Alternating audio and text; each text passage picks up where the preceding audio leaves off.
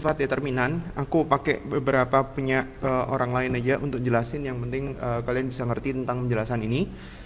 Jadi kalau kita bicara tentang determinan, sifat yang pertama, jika matriks A adalah sembarang, maka yang semua elemen dalam satu baris satu kolomnya itu adalah 0, maka determinannya adalah 0. Maksudnya gini, kalau misalkan dia itu ada barisnya, ini di sini kan barisnya kan adalah 0 untuk yang pertama, maka determinannya 0. Atau kalau misalkan dia itu kolomnya itu 0.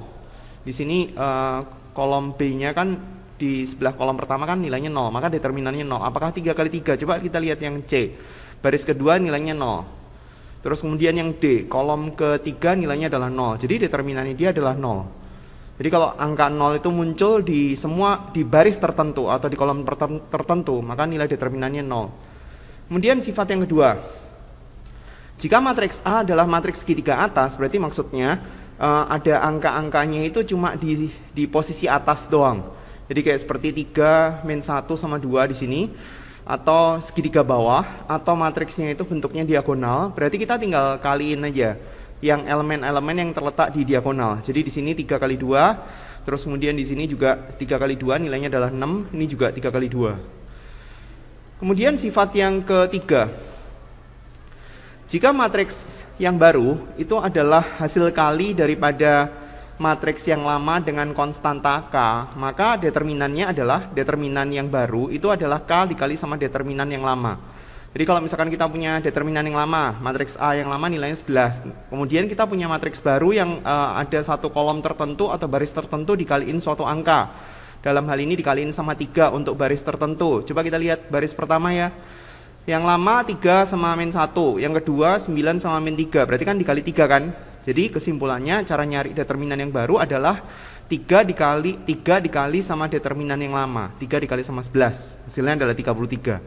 Atau kalau misalkan kita ambil suatu angka itu dari faktor pengali kolom tertentu, kita lihat kolom kedua ya, ini kolom kedua, asalnya kan min 1,2, di sini kita punya min 3,6, berarti kan dia kan dari yang lama ke yang baru kan dikali 3 kan? Jadi sama aja, determinan yang baru adalah 3 kali determinan yang lama. Itu sifat yang ketiga. Sekarang sifat yang keempat. Sifat yang keempat adalah kalau misalkan dia ada baris satu kolomnya itu dipertukarkan, maka determinannya itu adalah determinan yang baru, itu adalah minus daripada determinan yang lama. Coba kita lihat yang ini matriksnya, ini contoh. Kalau misalkan dia itu katakanlah baris yang pertama ditukar dengan baris yang kedua. Baris pertama ini 3 min 1, baris kedua 5,2, tuker 5,2 di atas, 3,1 di bawah, jadi kayak gini. Maka determinannya itu ini tinggal di minus, hasilnya adalah minus 11. Tukar baris atau tukar kolom sama aja, ditukar determinannya berarti tinggal minus daripada semula. Sifat yang kelima, yaitu adalah kalau misalkan ada matriks baru yang dia itu salah satu baris atau kolomnya dikalikan dengan konstanta tertentu, terus kemudian dikurangkan atau dijumlahkan dikurangkan terhadap baris atau kolom lainnya, maka determinannya itu sama dengan yang lama. Ini sebenarnya adalah cara untuk eliminasi Gauss-Jordan, tapi mungkin kalian nggak belajar. Jadi di sini kalau misalkan katakanlah nih kita punya matriks A, determinannya 11. Terus kemudian kita punya barisnya, baris R1 yang baru. R1 itu berarti row yang pertama yang baru. Itu adalah row yang pertama yang lama ditambah sama 2 kali row yang kedua. Maka determinannya itu sama sekali nggak berubah. Determinan yang lama adalah 11, determinan yang baru juga 11. Ini adalah rumus untuk mendapatkan baris nilai daripada baris yang baru. Jadi kalau dia dikali dengan satu angka daripada baris atau kolom tertentu, terus kemudian ditambahkan dengan baris yang lainnya, maka determinannya sama sekali nggak berubah. Aturan yang keenam, jika matriks mempunyai 2 baris yang elemen-elemennya sebanding itu berarti dikali dengan faktor pengali tertentu, maka determinannya sama dengan 0. Contoh, sekarang kita lihat yang A. Baris pertama 3 min 1, baris kedua 3 min 1, berarti faktor pengalinya 1 dong, berarti dia determinannya 0. Sekarang kita lihat yang B. Kolom baris pertama 3 min 1, baris kedua min 3,1, berarti faktor pengalinya min 1 kan? Berarti di sini nilai determinannya 0. Demikian juga kalau misalkan dia kolom. Coba kita lihat kolom. Kolom yang pertama 36, kolom yang kedua itu min 1, min 2. Jadi kalau misalkan dari kolom kedua mau jadiin kolom pertama, berarti kan dikali sama min 3 kan? Coba lihat, min 2 dikali sama min 3 hasilnya min 6. Nah itu determinannya nilainya adalah 0. Sifat yang ketujuh, suatu matriks nilai determinannya tidak akan berubah jika barisnya dijadiin kolom. Jadi maksudnya transpose matriks terus kemudian ditranspose, hasil determinan tetap sama. Jadi ini ditranspose jadi yang sebelah kanan ini, hasil transposnya determinannya sama persis. Terus kemudian ku tambahin dari yang lain. Ini adalah sifat ke-8. Sifat ke-8 adalah kalau misalkan kita punya perkalian daripada matriks. Misalkan kita punya matriks A kali B atau B kali A. Nah, cara nyari determinan daripada matriks yang baru adalah tinggal determinan yang lama dikaliin. Determinan daripada A kali B atau determinan B kali A sama dengan determinan yang A yang lama, hitungannya berapa, terus kemudian dikali sama determinan B.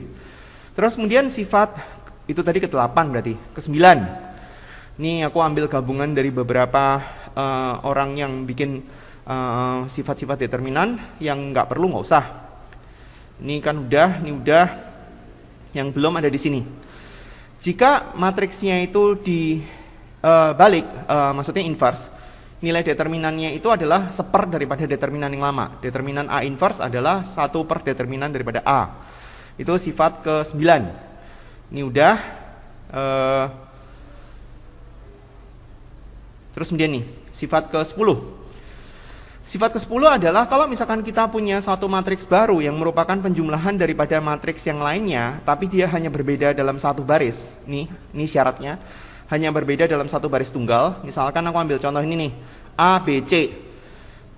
A, B, C, baris pertama dan baris ketiga sama persis kan? 1, 2, min 1. Yang atas juga, ini 1, 2, min 1. Ini juga 1, 2, min 1. Coba lihat baris ketiga. 1, 2, 3, baris ketiga daripada B, 1, 2, 3, C juga 1, 2, 3. Nah, sedangkan kalau misalkan kita mau nyari tahu C itu berasal daripada penjumlahan daripada A sama B. Coba lihat nih angkanya, 5, 2, terus kemudian 0. Ini min 4, 3, 1. Kalau misalkan kita tambahkan 5 sama min 4 hasilnya 1, 2 tambah sama 3 hasilnya 5, 1 tambah 0 hasilnya 1. Maka kalau misalkan kita mau nyari tahu determinan daripada C adalah determinan A ditambah sama determinan B. Determinan A-nya dicari dulu berapa, B berapa, nah itu nanti determinan C. Yang lain udah semua, jadi nggak usah dicampur lagi, berarti sifatnya ada 10 ya. 7 daripada yang tadi, ya 7 daripada yang pertama tadi, terus kemudian 3 daripada yang baru. Oke, mulai ngerjain ya.